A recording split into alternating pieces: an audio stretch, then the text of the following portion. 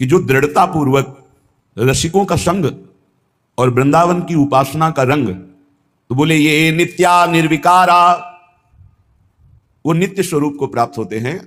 रोज का रोज विकार धीरे धीरे नष्ट होते जाते हैं।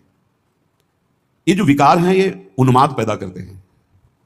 प्रमाद स्थिति, प्रमादित कहते हैं करने योग्य कार्य को ना करना और ना करने योग्य कार्य का उत्साह हो जाना, इसे प्रमाद कहते हैं। बहुत खतरनाक है। करने योग्य कार्य में उत्साहहीनता ना करना और ना करने योग्य कार्य में प्रबल उत्साह हो जाना, ये बड़े बड़े बुद्धिमान विवेकियों को भी नीच आचरण में उतार देता है। प्रमाद ये तभी रहता है जब भजन का क्रम टूटता है। आप देख लेना, ना करने योग्य कार्य का जब आपके हृदय में प्रभाव छा रहा हो, तब आप उस समय तो देख ही नहीं सकते, अगर देख ले तो समझ जाए उस समय नाम नहीं चल रहा होगा, उस समय भगवत विस्मरण हो रहा होगा। बहुत अच्छा साधक है तो ऊहापोह की स्थिति होती है, करूं कि ना करूं, अच्छा है कि ना करूं, कैसे वो मन बार बार विषयों की तरफ आकर्षित, सुनना, देखना, भोगना, चखना, ये खाऊं कि ना खाऊं, नहीं खाना उचित है, बाद में तो फिर भजन से सब ठीक ही हो जाएगा। वो अच्छा जो साधक है वो ऊहापोह में फंसता है उस समय।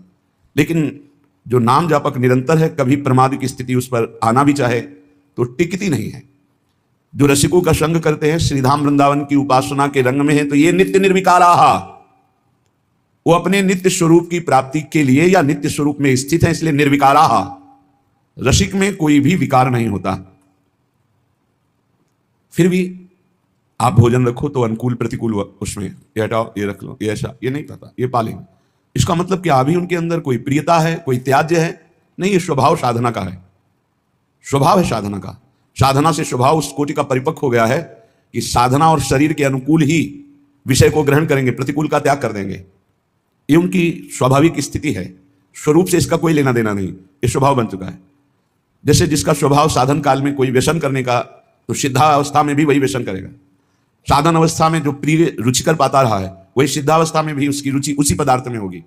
यद्यपि उसकी कोई रुचि नहीं रह गई, फिर भी सामने पदार्थ आने पर उसी पदार्थ में रुचि होगी जितनी रुचि पीछे रही है। परिपक्व अवस्था में स्वभाव ऐसा ही बन जाता है, जिससे आप परिचय नहीं पा सकते हैं कि स्थिति प्रज्ञ होने पर ऐसा कैसे हो सकता है। तो ये नित्य जो स्वरूप में स्थित है, निर्विकारा, उनमें कोई विकार नहीं होता। वो विषयान ग्रहणंतु मुंचन्तु वा, वो विषयों का त्याग करें तो कोई फर्क नहीं पड़ता, कोई लाभ नहीं।